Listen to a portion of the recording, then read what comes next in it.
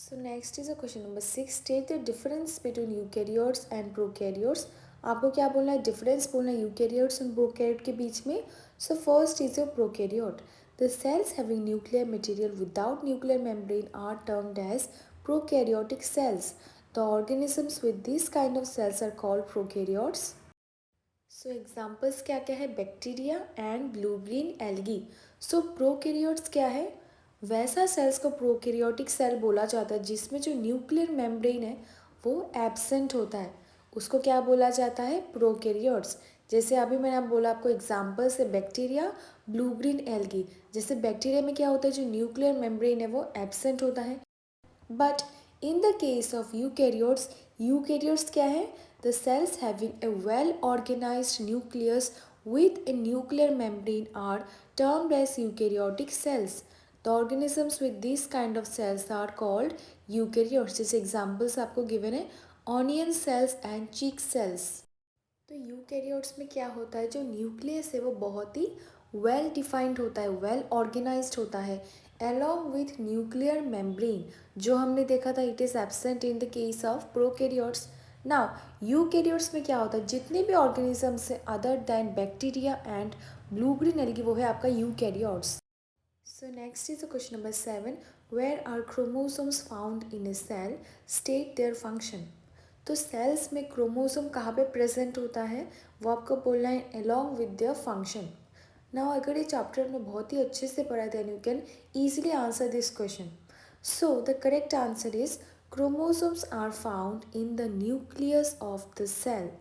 These carry genes and help in inheritance or transfer of characters from the parents to the offspring. तो chromosomes कहाँ पे मिलता है? Cell के nucleus पे. ठीक है, समझ गए आप लोग? सेल का जो न्यूक्लियस है वहाँ पे क्रोमोसोम्स मिलता है. नाउ क्रोमोसोम का मेजर फंक्शन क्या है? क्रोमोसोम क्या करता है? जीन्स को कैरी करता है, जो किस में हेल्पफुल है? इन इनहेरिटेंस और transfer of characters from the parents to the offspring. Parents से जो ट्रांसफर होता है कैरेक्टर्स ऑफस्प्रिंग तक. तो ये क्या है आपका? क्रोमोसोम का major function. So next is the question number 8. Cells are the basic structural units of living organism. Explain. Both bricks in a building and cells in the living organism are basic structural units. All basic functions for the organism survival take place inside cells. As bricks assemble to make a building, cells assemble to make the body of every organism. A group of cells form a tissue which perform a specific function.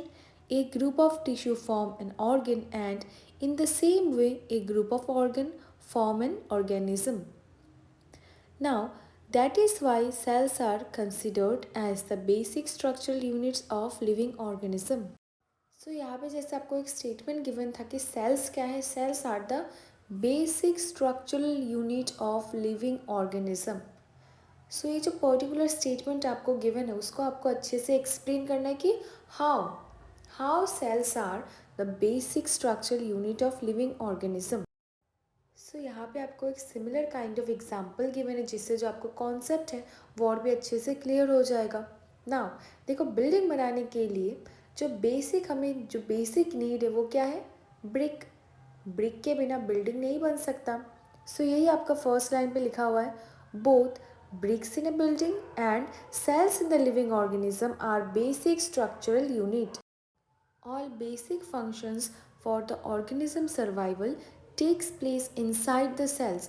जितने भी basic functions है organism का वो कहाँ पे होता है? Inside the cell. Next line देखो, आपको जो लिखा हुआ है वही बहुत इंपॉर्टेंट लाइन है जिससे अभी जस्ट मैंने जो बोला था आपका जो कॉन्सेप्ट है बहुत ही अच्छे से क्लियर हो जाएगा.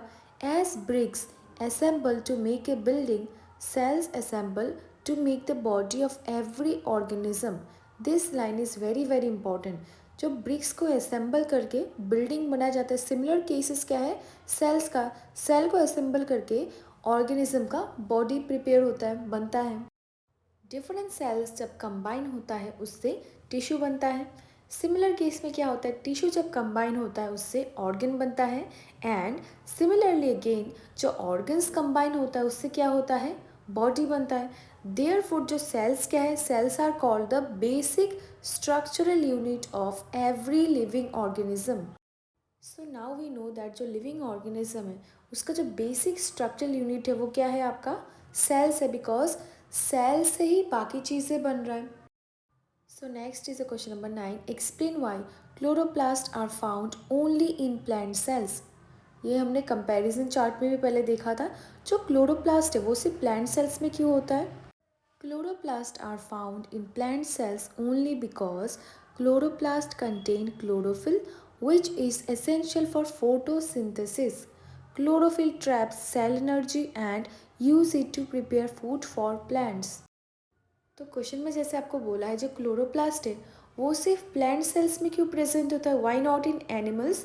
तो इसका जो कॉन्सेप्ट वो हमने क्लास 6 में भी देख लिया था, आई होप आपको याद होगा।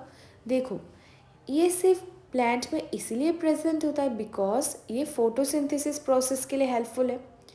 जो फोटोसिंथेसिस है वो तो एनिमल्स में नहीं होता, वो सिर्फ प्लांट्स के केस पे होता है। सो animals do not contain chloroplast. Now chloroplast क्या है, क्लोरोप्लास्ट में क्या होता है, क्लोरोप्लास्ट कैरी क्लोरोफिल, जो क्या करता है, it synthesize food in plants by the process of photosynthesis.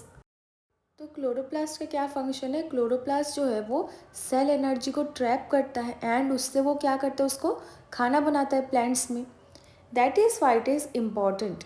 So next is a question number 10, complete the crossword with the help of clues given below. Across and down. This is necessary for photosynthesis, term for component present in the cytoplasm, the living substance in the cell, units of inheritance present on the chromosomes, green plastid formed by collection of tissues.